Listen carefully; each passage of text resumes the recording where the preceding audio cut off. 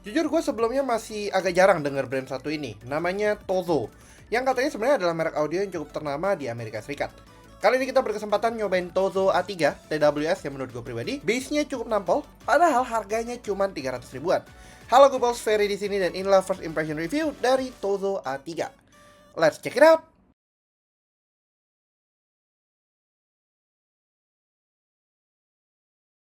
Boxnya cukup simpel, cuma nunjukin bentuk serta desain dari Tozo A3 ini sendiri. Di dalamnya juga cukup simpel, ada TWS-nya, bersama dengan charging case-nya, charging cable USB Type-C to Type-A, dan buku petunjuknya. Buat yang suka sedikit keamanan TWS-nya, Tozo juga merilis protective case-nya yang bisa dibeli secara terpisah. Merondet ntar di agak akhir ya. Desain dari case Tozo A3 ini juga cukup minimalis dan simple. Di depannya ada logo Tozo-nya, dilengkapi sama charging port serta reset button dan indikator sisa charge-nya yang ada di bagian bawah. TWS-nya sendiri berbentuk half in-ear sehingga kalian tidak sepenuhnya budek kalau kalian menggunakan kedua TWS-nya karena ini bukan in-ear.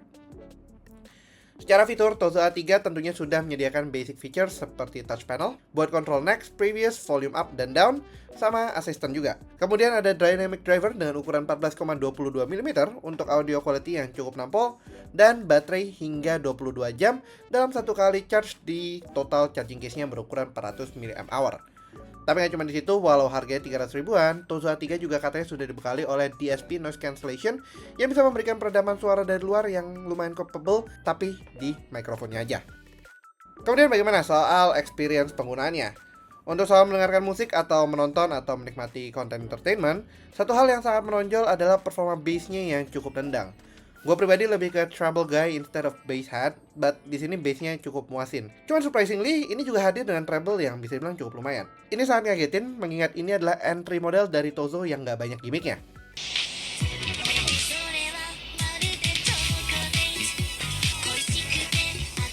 Sayangnya untuk main game ini agak kurang nyaman. Satu, karena desainnya half ear, jadi buds-nya tuh tidak terlalu ngegigit kalau di telinga. So, dalam jangka panjang, experience-nya agak ngegantung karena dia bisa aja jatuh anytime kalau kita lagi terlalu serius ataupun keringetan.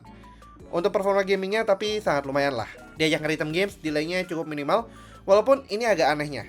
Di audio test kita menggunakan aplikasi ataupun mendengarkan lagu, ada delay yang cukup terasa, tapi hanya pas saat start aja audionya bunyi. Setelah udah mulai, latency-nya sih cukup minimal banget.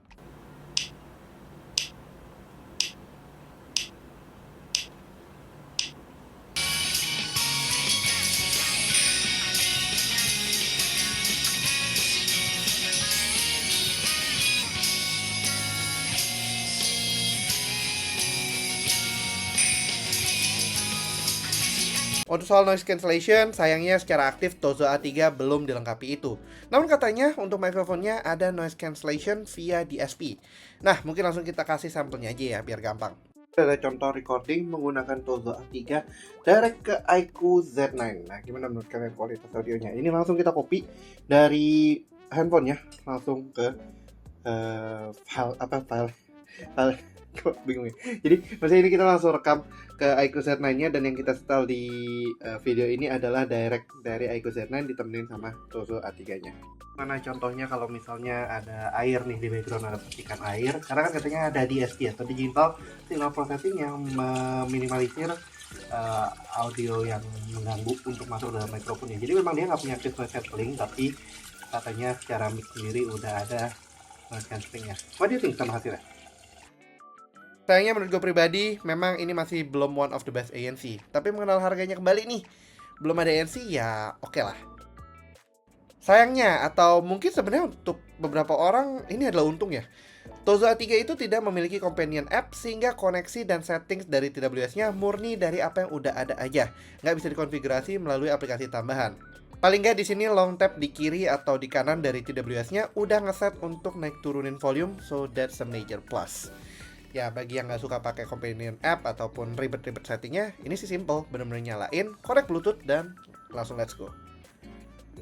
Overall dengan harganya 300 ribuan ini, atau lebih tepatnya 399 ribu rupiah, gue pribadi merasa ini cukup bang for the bucks. Awalnya mungkin asing dengan merek ini, tapi mendengar bahwa ini brand yang cukup leading di Amerika, sepertinya bukan main-main karena ini bukan TWS yang ecek-ecek. Tapi kagetinnya lagi, sebenarnya dengan budget segini bisa mendeliver kualitas audio yang cukup oke, bahkan bass-nya cukup nendang. Satu kekurangan mungkin ya itu tadi, buat yang picky soal ANC ini bakal cukup masalah. Atau mungkin yang nggak suka nggak ada companion app buat ganti-ganti settings, ini juga bakal jadi masalah. Atau terakhir soal latency yang cukup berasa di awal saat suara berbunyi, itu juga mungkin menjadi another point yang harus dipikirkan.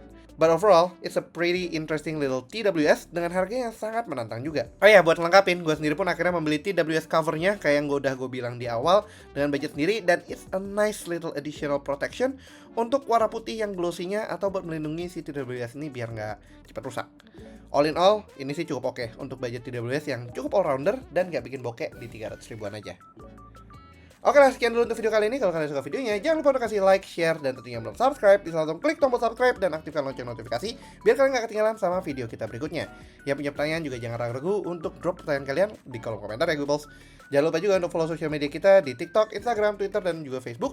Dan handle-nya @wibicom dan gue pribadi di @fsp+ ataupun di @buteknoid. Thanks for watching and as always, stay safe, healthy, and have a nice day. Ferry signing out. Bye-bye.